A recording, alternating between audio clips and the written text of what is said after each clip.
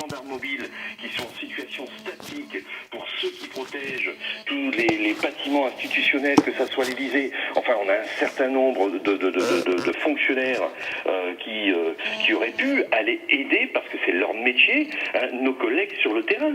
Bon, c'est pour ça qu'on demande l'armée. On ne demande pas l'armée pour faire du maintien de l'ordre. On demande l'armée tout simplement pour qu'ils puissent venir remplacer mes collègues qui eux, sont de métier pour faire du maintien de l'ordre, pour aller interpeller ces criminels qui s'en prennent au domaine public, qui pour certains s'en prennent aux policiers. Bon, pour qu'ils libèrent ces collègues de leur garde statique, de cette protection des bâtiments publics, pour pouvoir assurer leur métier. D'accord, donc vous demandez l'appel ce soir à l'armée pour un certain nombre de tâches qui ne sont peut-être pas prioritaires et qui libéreraient évidemment les forces de l'ordre. Merci beaucoup Frédéric Lagage du syndicat Alliance. On revoit, pendant que vous parliez, ces images hallucinantes de l'Arc de Triomphe. On va en voir d'autres à l'intérieur du monument, où des casseurs ont pillé les boutiques de souvenirs et ont pu monter sur le toit. Écoutez la réaction de la ministre des Armées, Laurence Parly, qui était avec nous il y a quelques minutes. On est sidéré par ce déferlement de violence, et ce qui s'est passé à Paris aujourd'hui est inadmissible. Souvenons-nous qu'il y a 3 semaines, le monde entier était venu célébrer la mémoire sous l'Arc de Triomphe de tous ceux, des millions de soldats qui avaient donné leur vie pendant ce premier conflit mondial. Et cet après-midi, nous avons vu un déferlement de groupes ultra-violents qui ont cassé, qui ont souillé ce monument qui est un symbole de notre nation, un symbole de notre histoire. Et vous comprendrez qu'en tant que ministre des Armées, je trouve cela tout à fait inadmissible. Et c'est une insulte à la mémoire de tous ceux qui ont combattu pour la liberté de la France. C'est aussi une insulte à notre République. Et ça, je ne peux pas le tolérer. Voilà, la ministre des Armées sur LCI. Regardez-les, ces images assez hallucinantes de ce groupe à l'intérieur de l'Arc de Triomphe, là où on va en famille visiter, où les touristes qui cassent la boutique intérieure avant de casser les portes d'accès pour monter sur le monument. Sylvain Maillard. Oui, ils n'ont pas uniquement cassé la boutique, même si déjà c'est grave, ils ont aussi... ils sont entrés aussi dans les... Parce qu'à l'intérieur de ce passage, sous l'Arc de Triomphe, il y a un local qui est réservé aux anciens combattants, où ils laissent leur drapeau, où ils laissent leurs effets, parce que tous les jours, ils ravivent la flamme. C'est quelque chose d'important.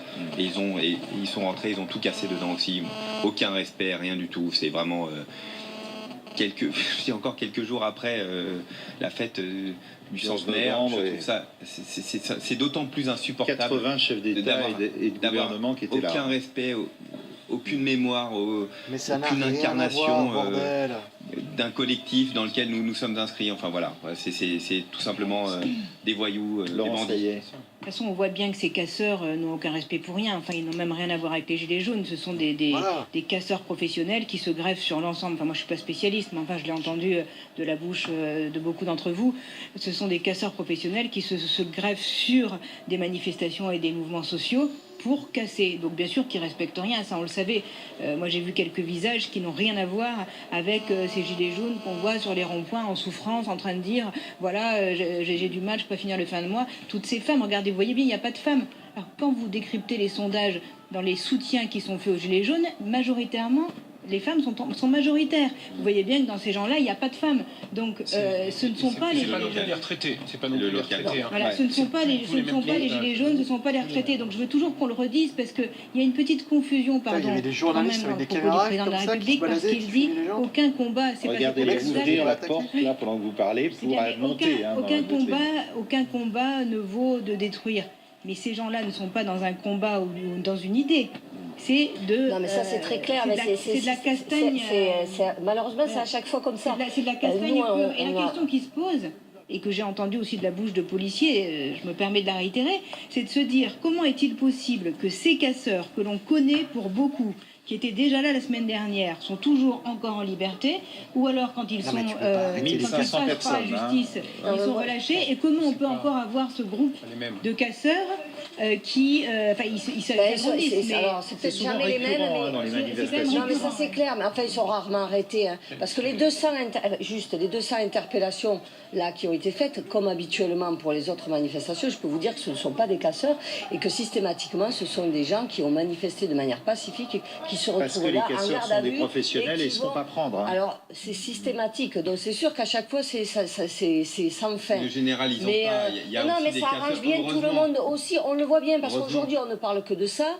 Monsieur Macron ne répond qu'aux casseurs, il ne parle qu'à eux, il ne parle pas à toute la population qui aujourd'hui était partout, parce qu'il n'y a pas que Paris non plus. Alors on parle que de l'Élysée. À Paris, à d'autres endroits, il y avait d'autres gilets jaunes et d'autres manifestants de la CGT aussi. Et on ça n'en s'est parle bien pas. passé, on le répète. Sur les autres régions, il se passe beaucoup de choses. Beaucoup. Il y a une grande colère, il va falloir le comprendre. Et cette colère, elle est en train de s'organiser. Et si elle s'organise, elle s'organisera de plus en plus. Ce qu'il faut espérer, en effet, c'est qu'il y Alors ait de attendez, moins sur en les moins casseurs, de restons un peu violence. sur les casseurs. Mais Pascal elle va s'organiser. Il Vito faut Panelli, vraiment pourquoi répondre. Il faut on des n'arrive réponses, pas à il faut des actes forts. arrêter Il faut 1500 c'est une casseurs? catastrophe. On les voit sur les images très clairement, et beaucoup Parce de que les politiques, flics ce étaient pas soit, là, ils peuvent pas quels être qu'ils soient, partout. majorité comme opposition, disent mais c'est cela qu'il faut coffrer. Parce que c'est très difficile. Sur les 1500 casseurs d'aujourd'hui, on va dire qu'on pouvait en identifier à peu près, je dirais, 70 à la marge. Donc on aurait pu interpeller en amont, si tant est qu'on ait pu les reconnaître. Je vous rappelle qu'ils ont des bonnets, des casquettes, des masques et des gilets jaunes. Hein.